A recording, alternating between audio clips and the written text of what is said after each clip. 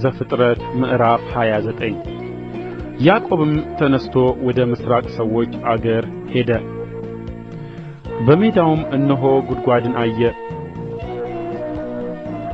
በዚያም 3 የበጎች መንጎች በላዩ ተመስገው ነበር።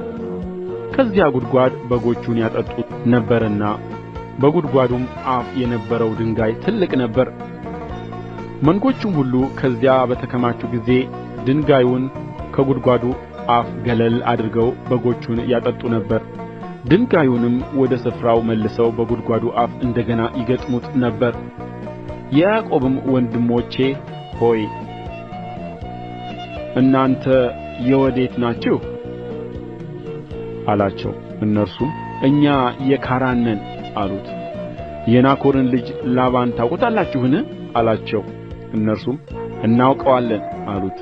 እርሱ ደህና ነውን አላቸው። እነርሱም አዎ ደህና ነው፣ አሁንም ልጁ ራሔል ከበጎች ጋር መጣች አሉት።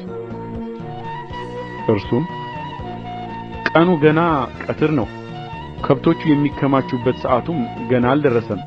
አሁንም በጎቹን አጠጡና ሄዳችሁ አሰማሩአቸው አላቸው። እነርሱም አሉ መንጎች ሁሉ እስኪከማቹና ድንጋዩን ከጕድጓዱ አፍ እስኪገለብጡት ድረስ አንችልም።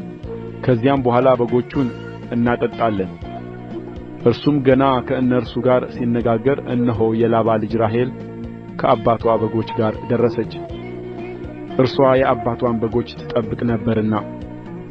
ያዕቆብም የእናቱን ወንድም የላባን ልጅ ራሔልንና የአጎቱን የላባን በጎች ባየ ጊዜ ቀረበ፣ ከጕድጓዱም አፍ ድንጋዩን ገለበጠ፣ የአጎቱን የላባን በጎችንም አጠጣ። ያዕቆብም ራሔልን ሳማት፣ ቃሉንም ከፍ አድርጎ አለቀሰ። ያዕቆብም የአባትዋ ዘመድና የርብቃ ልጅ መሆኑን ለራሔል አስታወቃት። እርሷም ሮጣ ሄዳ ለአባትዋ ይህን ነገር ነገረችው። ላባም የእኅቱን ልጅ የያዕቆብን ወሬ በሰማ ጊዜ ሊቀበለው ሮጠ፣ አቅፎም ሳመው፣ ወደ ቤቱም አገባው። ነገሩንም ሁሉ ለላባ ነገረው። ላባም በእውነት አንተ አጥንቴ ሥጋዬም ነህ አለው። 1 ወር የሚያህልም ከእርሱ ጋር ተቀመጠ። ላባም ያዕቆብን ወንድሜ ስለ ሆንህ በከንቱ ታገለግለኛለህን? ምንዳህ ምንድር ነው? ንገረኝ አለው። ላባም 2 ሴቶች ልጆች ነበሩት። የታላቂቱ ስም ልያ የታናሺቱም ስም ራሔል ነበር። ልያ ዓይነ ልም ነበረች፣ ራሔል ግን መልከ መልካም ነበረች፣ ፊትዋም ውብ ነበር። ያዕቆብም ራሔልን ወደደ፣ እንዲህም አለ ስለ ታናሺቱ ልጅህ ስለ ራሔል 7 ዓመት እገዛልሃለሁ። ላባም ለሌላ ሰው ከምሰጣት ይልቅ ለአንተ ብሰጣት ይሻላል፣ ከእኔ ጋር ተቀመጥ አለ። ያዕቆብም ስለ ራሔል 7 ዓመት ተገዛ። እርሷንም ይወዳት ስለ ነበረ በእርሱ ዘንድ እንደ ጥቂት ቀን ሆነለት። ያዕቆብም ላባን ወደ እርስዋ እገባ ዘንድ ሚስቴን ስጠኝ፣ ቀኔ ተፈጽሞአልና አለው። ላባም የዚያን ስፍራ ሰዎች ሁሉ ሰበሰበ፣ ሰርግም አደረገ። በመሸም ጊዜ ልጁን ልያን ወስዶ ለያዕቆብ አገባለት። ያዕቆብም ወደ እርሷ ገባ። ላባም ለልጁ ለልያ ባሪያይቱን ዘለፋን ባሪያ ትሆናት ዘንድ ሰጣት። በነጋም ጊዜ እነሆ ልያ ሆና ተገኘች። ላባንም ምነው እንደዚህ አደረግህብኝ? ያገለገልሁህ ስለ ራሔል አልነበረምን? ለምን አታለልኸኝ? አለው። ላባም እንዲህ አለ በአገራችን ታላቂቱ ሳለች ታናሺቱን እንሰጥ ዘንድ ወግ አይደለም።